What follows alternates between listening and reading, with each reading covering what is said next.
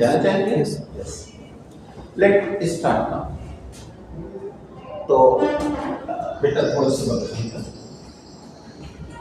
Here I am erasing the blackboard. I let consider how can I say that you are me or anything which are seen in the nature are felt in the nature are called material or the substance।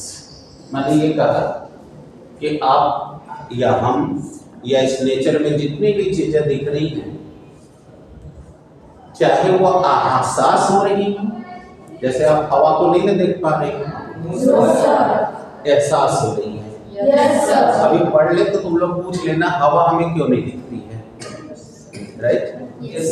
तुम लोग भी बताना क्यों दिखती है या नहीं दिखती है। लेकिन अभी हम थोड़ा बात कर रहे हैं, तो चाहे कोई भी नेचर के अंदर वस्तु है, वो चाहे तुम्हें एहसास हो रही हो या क्लियरली दिख रही हो, जैसे कि हम तुमको दिख रहे हैं कि नहीं दिख रहे? ये दिख रहे हैं कि नहीं दिख रहे? तुम लोग का ब्रेथ दिख रहा है कि नहीं? और अगर यहाँ पानी रखे या पानी जाओ पीने के लिए तो वहाँ पानी नहीं दिख रहा, लेकिन इसमें हवा भरी है, दिख रहा है कि नहीं? नहीं दिख रहा। तो मैंने क्या कहा कि चाहे वो दिखे या ना दिखे, नेचर में अगर वो उसका एग्जिस्टेंस है, मतलब नेचर में उसका अस्तित्व है, तो वो वस्तु क्या बोली जाएगी?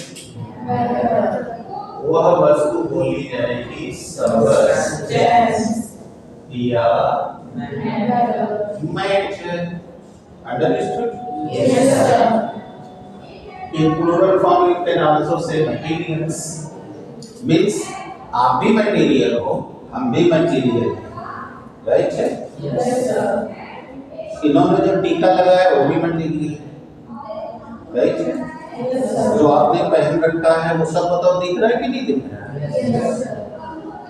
तो मैंने आपको पहली लाइन बोला कि जो दिख रहा है या एहसास हो रहा है, वो सब की सब चीजों को क्या कहा जाएगा? Substance, matter or material.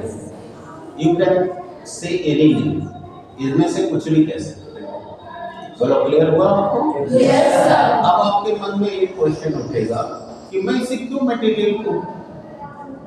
भाई साइंस में तो वाई से क्वेश्चन होता है ना, कि थोड़ा नहीं कि बस आपको कह दिया गया हम मटेरियल हैं, आप मटेरियल हो, मान लो हम लोग मटेरियल। अरे भैया ये मानने वाला विषय नहीं है, ये जानने वाला है, क्वेश्चन करना पड़ेगा, why is it material? Understood? यानी why we are saying that कि दीज आर द मटेरियल।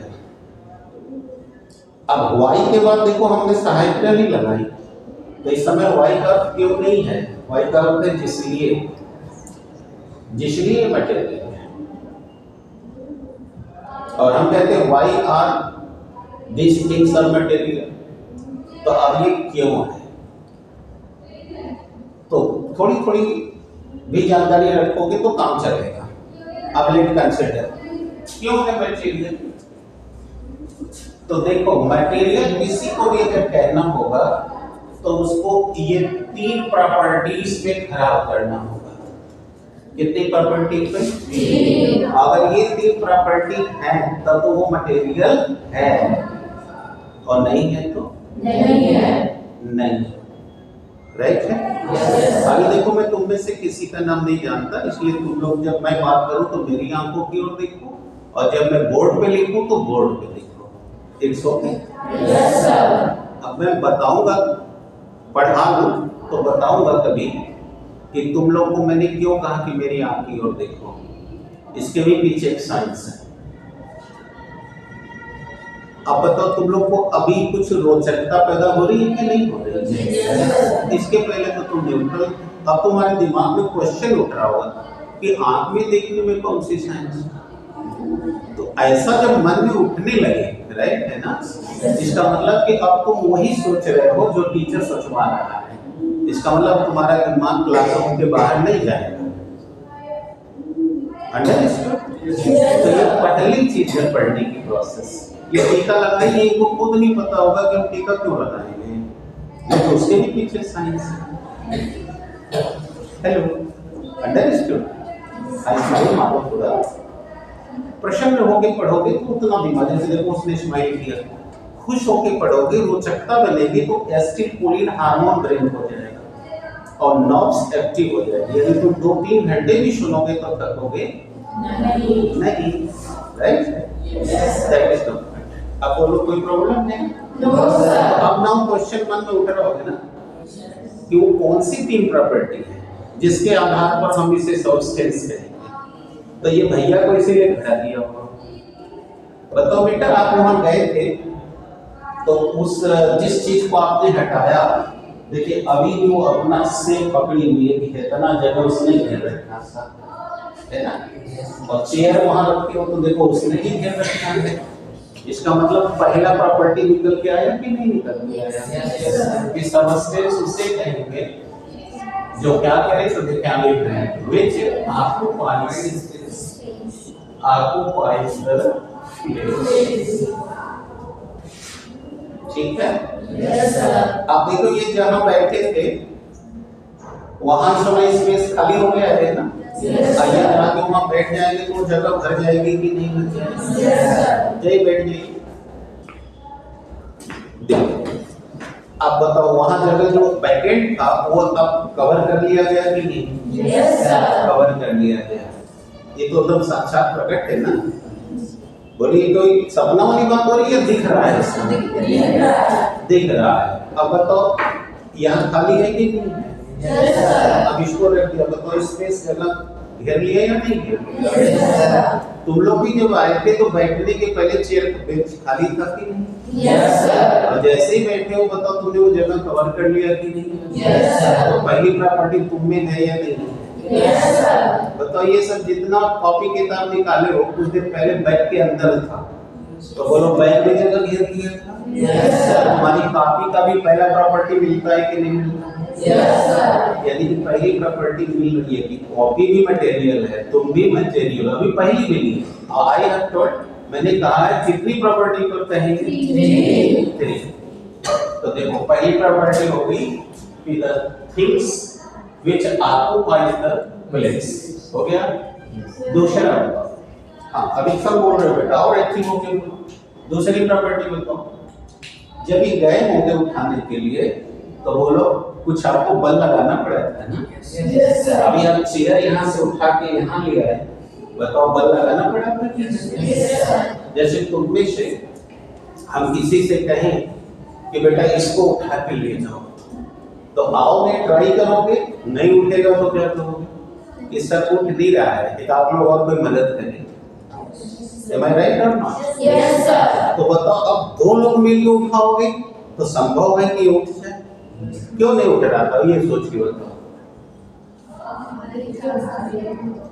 चलो एक एक करके बताना क्यों नहीं उठ रहा था। आज हम इस पर से भी पर्दा हटाते हैं। चलो ये चलो बेटा पेन मार्कर आप उठाओ जल्दी से पेज। Thank you. अब आप क्या बोलेंगे? Welcome sir. तो आप लोग को बहुत सारी कमियां हैं ना, तो ठीक करना चाहिए कि नहीं करना चाहिए? Yes. हमको तो लगता है रोग पाल के रखना चाहिए। रोग बढ़ेगा तो मजा आएगा, ऐसा नहीं होगा ना? मजा आएगा कि सजा आएगा? हाँ, इसलिए रोग को हटाना चाहिए ना। Yes, sir. कैसे हटेगा? जब आप थोड़ी एक्टिव होंगे। क्लियर है? Yes, sir. अब आप पता करते हैं कि अब आप में से कई लोग सोच रहे होंगे कि मार्कर गिर कैसे गई, क्योंकि मैंने जानबूझ के गिराई थी आपको समझाने के लिए कि मैं आपको बता सकूं कि कोई है जो खींच रहा है। सौम्य जल्दी बताओ किसने खींचा इस मार्कर को? ग्रेविटी ने। ताली हो जाएगी जोरदार आपको।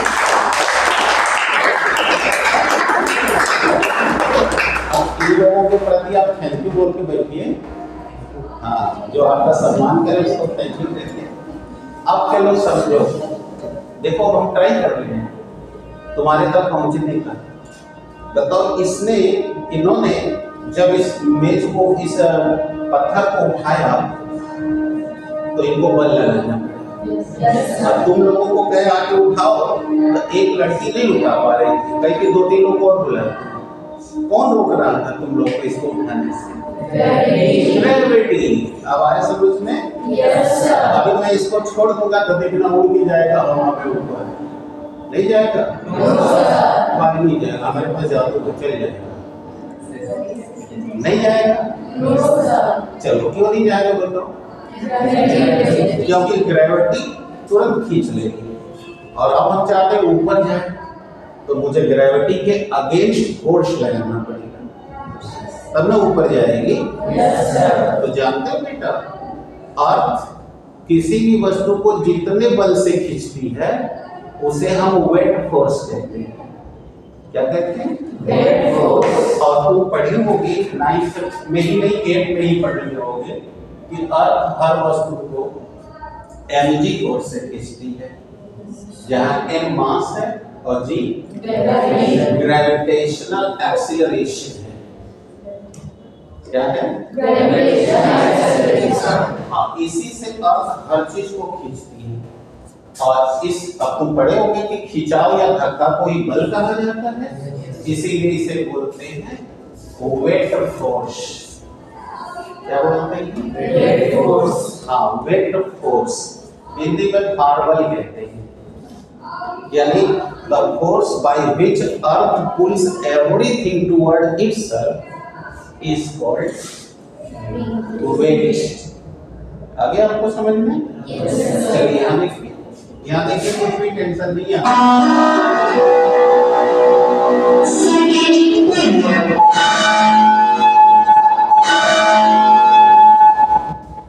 चलिए यहाँ देखिए, ये लाइन जो मैंने खींची है ये हमारे अर्थ का सरफेस है। What is this? Tell me. Earth surface, right? और अगर मैं इस जमीन पर खड़ा हूँ तो जानते हो मैं क्यों खड़ा हूँ?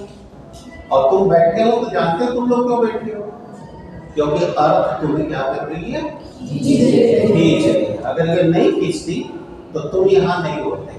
जैसे हमारे एस्ट्रोनॉट्स जाते हैं ना आसमान में, और तुमने टीवी में देखा होगा कि जो भी लोग जाते हैं चंद्रमा पर या सैटेलाइट के अंदर बैठ कर जाते हैं, वो वहां जाकर के ऐसे खड़े नहीं हो पाते, उड़ने लगते हैं।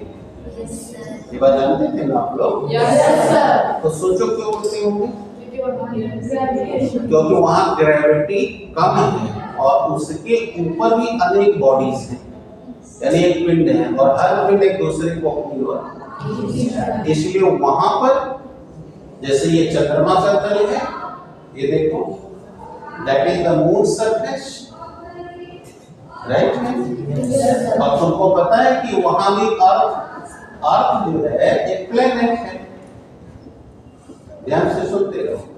और इस प्लेनेट के चारों ओर जो चक्कर लगाता है उसे हम सैटेलाइट कहते हैं, हिंदी में उपग्रह कहते हैं।